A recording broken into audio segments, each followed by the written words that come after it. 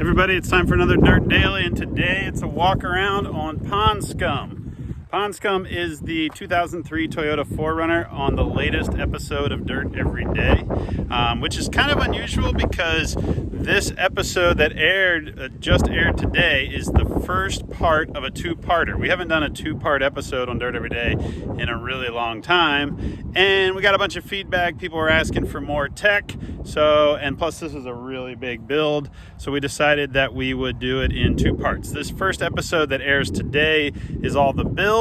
The second episode, we go on an adventure, and that will come out in another week.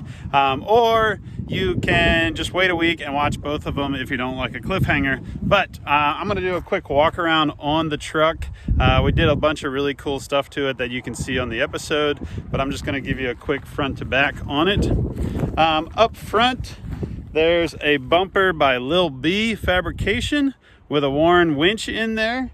It's kind of neat. It tucks up pretty good and tight, and this winch, you take the top off and you bolt it down inside there. Luckily, this Warren winch uses a wireless remote, so you don't have to hook the plug up to it if you want. The really big deal on this truck, though, is underneath that front bumper where we did independent front suspension with 40-inch tires.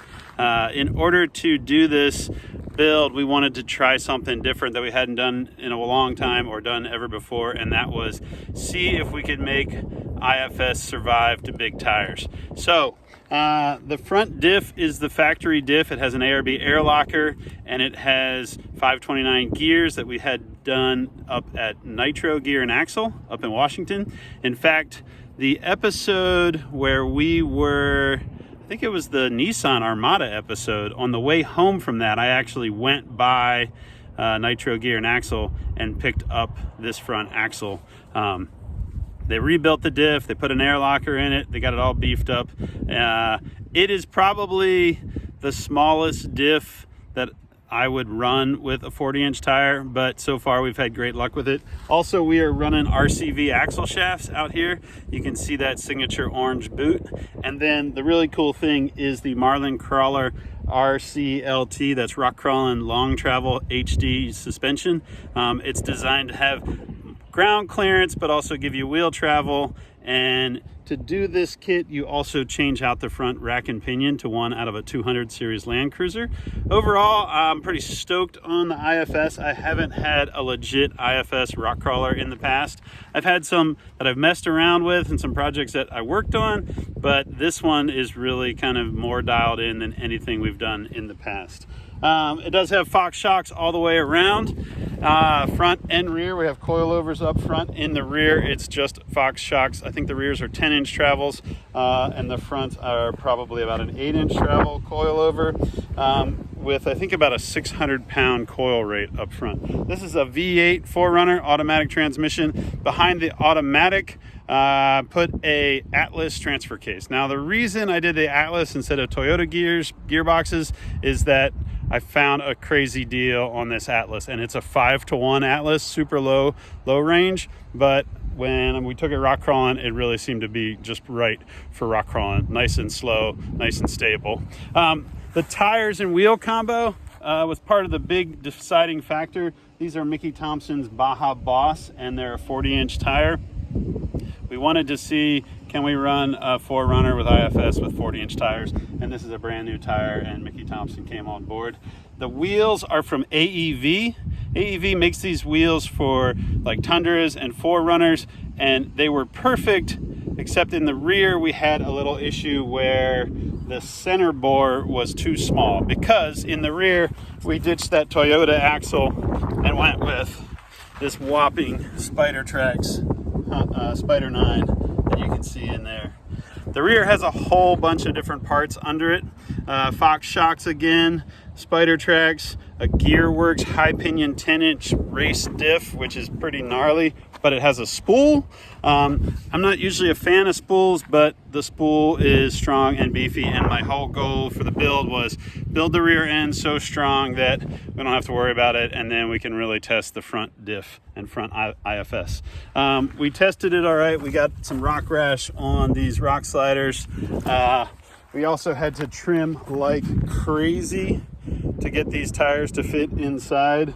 You can see we're literally cut inside the doors, and I have a lot of metal sheet work to do to get the body back sealed up. So if I want to take this thing snow wheeling this winter, it will be ready. In the rear, we machined out the center bore to clear those Spider Tracks unit bearing hubs. And we actually couldn't even fit the cap that goes on the end of the unit bearing. That's what these tennis balls are for. These tennis balls literally hold the 40 spline axle shafts in so that they don't slide out. But it doesn't really take a lot of pressure to do that, but it is kind of a funny little thing that the rear diff has tennis balls inside each wheel. 40 spline axle shafts, big race car stuff. We did reuse the Toyota brakes in the rear, and even the rear rotors had to be machined to fit over the 5/8 studs and that center bore on those unit bearings. Let me see, what else do we have? Well, I have an ARB fridge freezer in the back. That's one of the things that I like to throw in most of the trucks. You also notice that a lot of the plastic cladding has come off. There's still one piece here on the driver and passenger front door, but all the stuff in the back is gone, and the rear bumper has since been ripped off. I don't know if that plastic stuff's going to go back on or not. I thought about like trimming it all up nice. I also thought about just gutting it all and painting that silver section a different color, something bright and fun. I did the paint job on this truck a couple days before we started filming, and it was a total boondoggle. I don't do a lot of car painting, and I set up a carport to paint it in, and I mixed up the paint, and as soon as the paint was in the spray gun, the wind came up and started flapping the carport around and blowing dirt all up inside of it.